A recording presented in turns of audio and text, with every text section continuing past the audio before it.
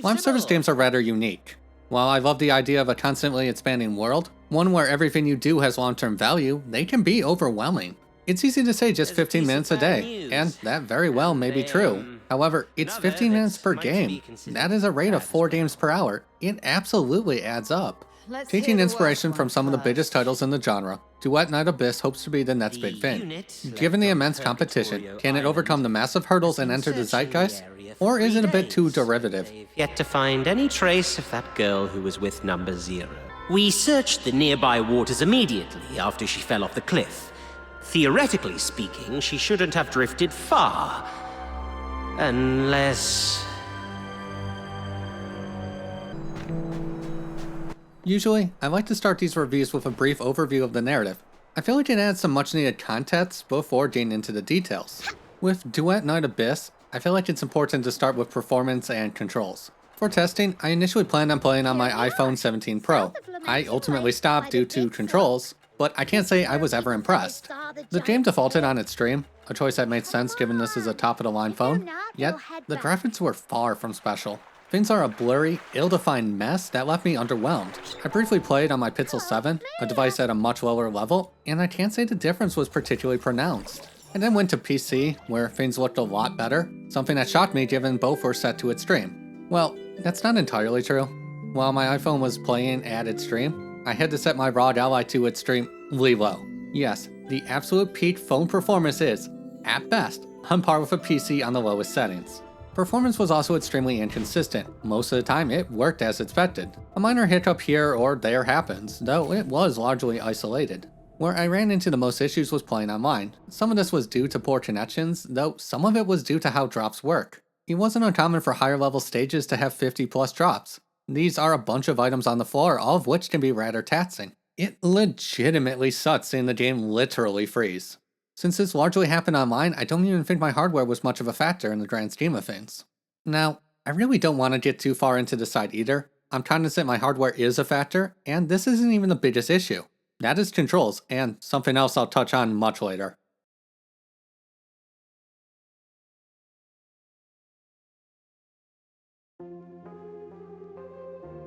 Personally, I like playing with a controller. After 3 decades, it just feels natural.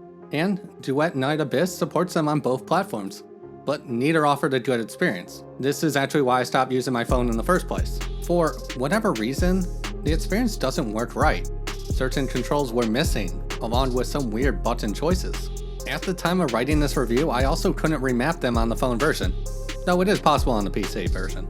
It also doesn't help that the in-game guides are wrong. For example, I had one tell me to push A, when the correct input was R3. What ultimately pushed me to PC was interactions. You see, most games make this a simple process. I walk up to a chest, I push cross, and it opens. On PC, that's basically how it works. I walk up to something, push Y, and it does the thing. As for my iPhone, I needed to select it via the D-pad and then push the button. It's very cumbersome to downright annoying. I also tested this on an Android device, and much to my dismay, the same occurred. Sadly, both platforms also had some rather annoying quirks. With the mobile version, the game basically locked up if I used the bag. There was no way to get out of this menu, at least in certain situations. The PC version didn't have this flaw, but it did lock up anytime I did a mission. For whatever reason, I could not open the menu after doing certain mission types. That is kind of important, since that limits the number of things I can do. Restarting solved this issue, but that is far from an ideal solution. At least, I don't want to fiddle when fundamental things such as this should simply work as expected. For those not scared off, let's actually get into the experience itself.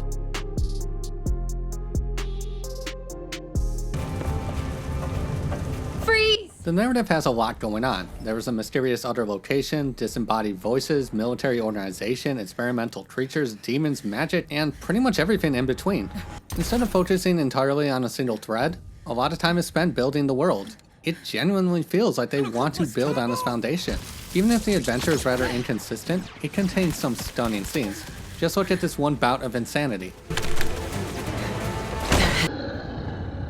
That's right. You've made the right choice. Grip the hilt tightly. Yes, just like that. Now aim at the creature's throat. Are you insane? Yes. Do not hesitate. My God, what have you done? This one too. The old fool is just dead weight. And the others too. That's right.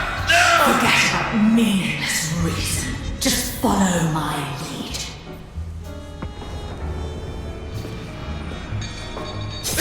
Commander of Arc! Captain! Commander of Arc! There really is a lot to explore, with something for everyone. Ideally, the world will be fleshed out, and the stories will maintain this level of quality. The same generally holds true for gameplay. Leona, shut her up. On a basic level, Duet Night Abyss reminds me of Dynasty Warriors. Well, a less interesting version of it anyway. The core gameplay loop is rather mindless. It ultimately comes down to a melee and ranged weapon coupled with whatever powers the character has. Each character has a specific elemental and weapon affinity. Said characters are not bound to these weapons, but rather gain an attack boost. Overall, it's a pretty shallow system, to the point where spamming the same action is more than enough to overcome most challenges. Thankfully, the developers understood this and added various roadblocks. For example, high-level activities have modifiers that push different play styles. It isn't enough to use magic or a scythe, sometimes you need a ranged weapon or a certain element. It keeps things interesting, as do builds.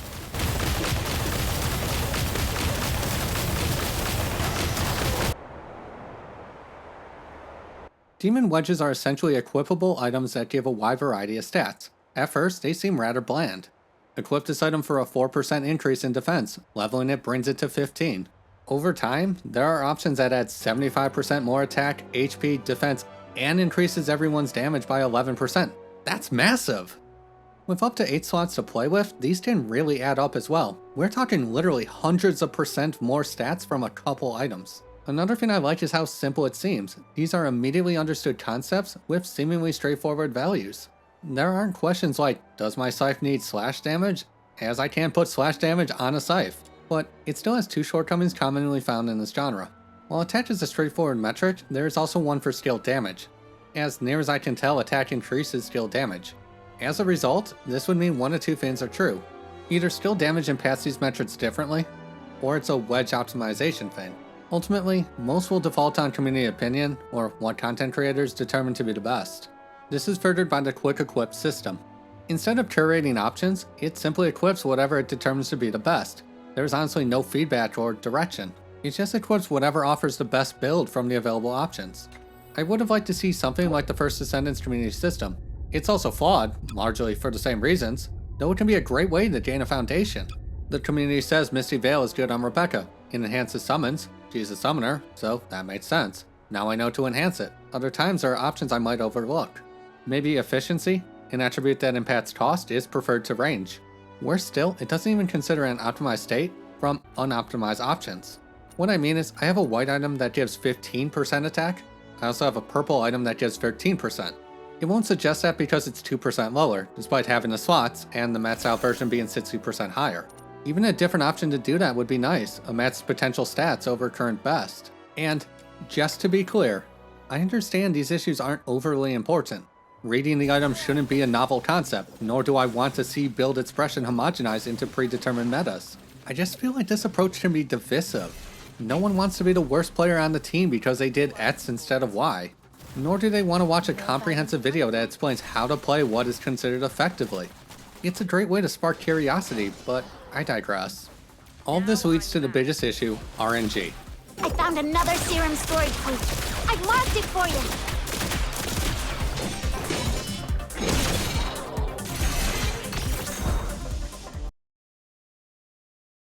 Before release, Duet Night Abyss confirmed it would not be a gacha game. For some, this is a massive deal. Considering gacha games tend to have an oppressive gameplay loop, utilizing another system could vastly increase satisfaction, and, through that, gain monetary support via cosmetics. Having spent a considerable amount of time testing the system, I have mixed feelings on it. Before getting into that, let's get into how things are unlocked. Every item is unlocked one of two ways. It's either tied to a specific activity or obtained through a series of resources. For example, there's an event called Restless Hum that guarantees Lisbel. It's super simple, to the point where she is likely one of the first characters you'll unlock. Everything else is unlocked through a currency known as secret letters. These have a similar acquisition method. A small number of things are related to certain missions, with everything else being available in the store. To purchase them, players need to hit the appropriate level, followed by using a rare resource called secret letter clues.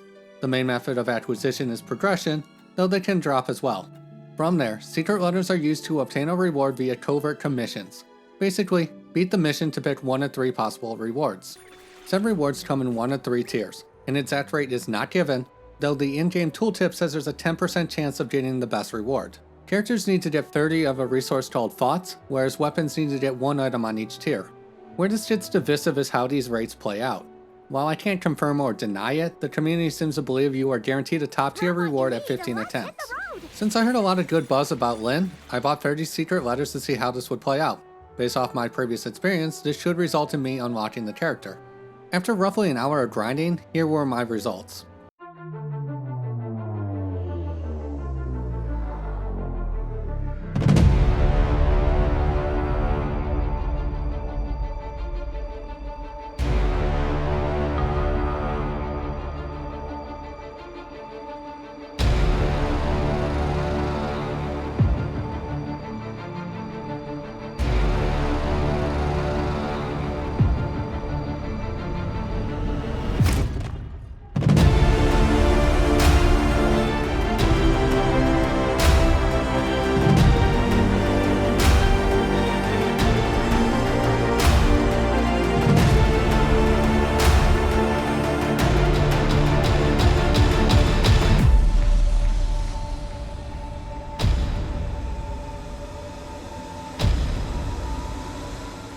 In all, I got enough thoughts to unlock the character, and about halfway to purchasing her first upgrade.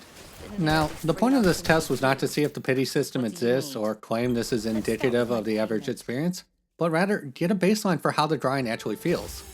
Conceptually, a rate of 60 minutes per character is pretty good. It will likely feel different when chasing its streams, but that's true for anything. What I didn't like was inconsistent progress. It wasn't until my 6th attempt that I gained any progress whatsoever. And most of my progress was in large bursts via top tier rewards. I imagine the thought process was to mimic the sensation of hitting bid on the gacha. You know, something like after 6 runs I was only 7% away, and then after 10 runs I was something like 47%, and ultimately finished by 18. But if I'm being completely honest, the highs and lows feel more frustrating than fun. I'd much prefer 1 per run with a guaranteed jackpot every 15 runs. In the grand scheme of things, it isn't that different. Instead of the 46 I got, it would be like 48. But I digress. I mostly bring up the system due to more specialized characters such as Psyche. Now, I wanted Psyche because I happened to get her costume. As a brief aside, there is still a gacha that awards cosmetics. The bid chases are character costumes and weapon skins. The current limited banner gives 1 for Psyche, which is the costume I happen to hit. Anyway, her secret letters are exclusive to an event called Immersive Theater. Here you have to overcome various challenges with a set team. It can be a lot of fun, but also very annoying since some of the modifiers really suck. Unfortunately, the initial set of stages do not award any secret letters. At the time of writing, I've obtained 18 of the 20 total offered by the second set. I also rolled all 18 and walked away with 20 thoughts. This sucks for a couple reasons. For starters, I gained 0 for the first 8 attempts. Given the first stage only awards 5, I was left with that familiar hollow feeling. Worse still, I basically know this comes down to hitting the jackpot. I first hit it at 10, and if the 15 pity is true, it will happen by 25. The only other hope is hitting the 2 drop 5 out of the 7 remaining times. Not impossible, but come on. Since I like to be thorough, I attempted this with one of the time-gated characters. These letters are obtained via Nocturnal Echoes, a mode where you challenge more powerful versions of story bosses. They have multiple levels, each with their own letter reward, and a challenge limit of 5. Note, the first tour does not count towards the weekly total, and said total is shared across all 5 bosses. I decided to go with Rhythm because I like her gameplay. 6 tours later, I walked away with 24 letters.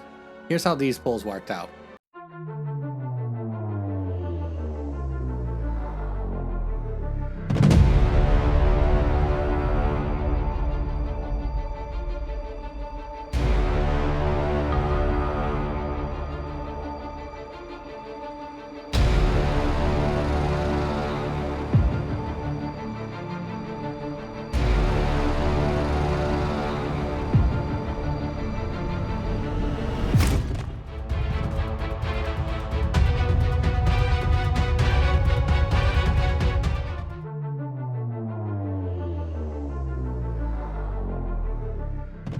Needless to say, I was feeling more confident with Rhythm. I started slow, got a hot streak, and then was down to 2 by my 16th clear. Thankfully, it happened at 21, though I was starting to think it wouldn't work out. Anyway, I bring all of this up because I don't think it feels different from a gacha game. It does some things better, like it's extremely easy to focus on whomever you want, but the core loop is the same. I invest a lot of time to obtain something that has the potential to be whatever I desire. And it really is the lack of guarantees that gives me that hollow feeling. It is without question going for that dopamine high, as every character was ultimately decided by how many jackpots I hit. That was the deciding factor in all 3 tests I did for this review. I got 2 with Lynn and Rhythm, resulting in me getting 30 insights for both characters. Psyche I only hit once, and now I'm exactly 1 jackpot away from unlocking her. Hey, so, after I finished this script, I ultimately decided to chase after Psyche. It took a fair amount of effort, and naturally happened on a glitch run, but I did finish the second set of stages. In doing so, I got 2 more chances at her, which of course ended with me hitting the jackpot and finishing her. I might not know the specifics, but I do genuinely believe there are some systems that play under the hood. All of this is better suited for its own video. Just know, it affirmed all my previously stated beliefs. I also think this is why criticism I see from the community is centered more on weapons. Like characters, they need multiple items from each letter, but unlike characters, they only need 1 of each tier. Upon obtaining all 3 items, the remaining things can be bought from events or crafted. To do this, simply obtain a bunch of mementos, feathers, fuel, statues, armor coating, tendrils, teardrops, solid volatile, clots, chains, and stone powder. Super simple, right? Jokes aside, most of these are common drops. The remaining couple are guaranteed rewards from select missions. It is also possible to get some of these items from other sources. When everything is obtained, there is a 5 or so hour wait. I don't know where this lands in the grand scheme of things, but I can say the first Descendant has several items that take multiple times longer, so it doesn't feel bad to me. There's also an item that can be bought to speed up the process. It's not the most useful, but hey, sometimes you don't want to wait. I imagine this will feel less painful as resources become abundant, but it doesn't have that same high or low sensation. It feels like an actual grind. Even much of my criticism isn't applicable, since they only require 1 jackpot. If I use my 5 weekly attempts getting Rhythm's weapon, and the 15 pity exists, I should be guaranteed it. It also doesn't help that Duet Night Abyss follows the duplicate trend as well. Every character has a number of bonuses via the Intron system. Each tier takes another 30 thoughts, so it isn't like you'll run out of things to grind. If I maintain my general luck, it will take me over a year to fully complete the Nocturnal Echoes grind. Simply unlocking the characters will take a month alone. It is very much so a pick your poison type of thing.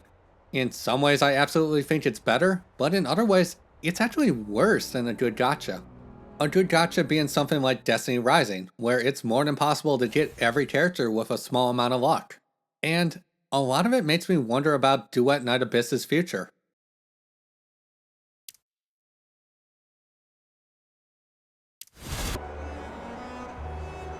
Normally, I refrain from speculating on the future because so much can change, though it's unavoidable with live service games.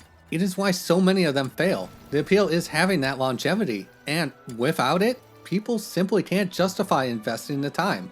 Even if you disagree with a lot of my takes, which is awesome, and I encourage anyone to leave a comment explaining why you feel differently. I just don't see this lasting long term.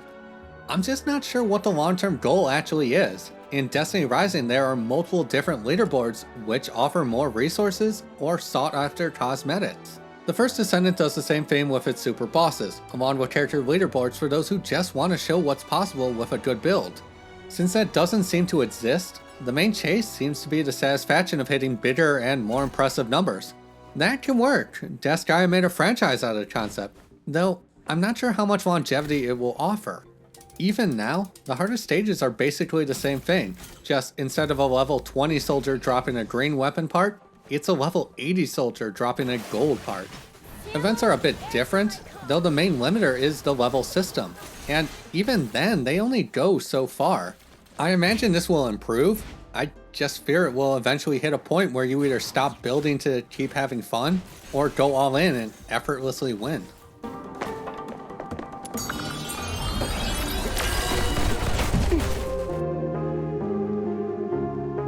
Duet Night Abyss is a great example of criticism and hate coming from different places. Outside of the controller experience, which is simply inexcusable, I found the experience enjoyable.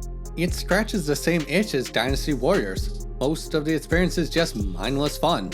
I can do very little, defeat an army, and deliver untold amounts of damage. There are also near endless ways to further optimize efficiency. It also feels like all my choices make a difference. There's a certain joy seeing my Rebecca summon a jellyfish and it dwarfing another Rebecca summon. And when I want more, there are a wide variety of challenges that require certain characters or approaches. I'm just not entirely sure about its future, especially since the current experience will turn a lot of players off. There is too much competition to do the same thing, just not as well. The main saving grace is going to be how one feels about the unlocked system. I tried to go in depth with my thoughts, as I feel like that is the make or break for most people. It really isn't bad, it just reminds me of all the negative things I already associate with gacha systems. But if none of these things are a deal breaker, it's worth giving it a go. Who knows, maybe it can hit its stride and evolve into something truly special. Hey, thanks for watching. If you found this helpful, don't forget to leave a like, and for more content, please subscribe.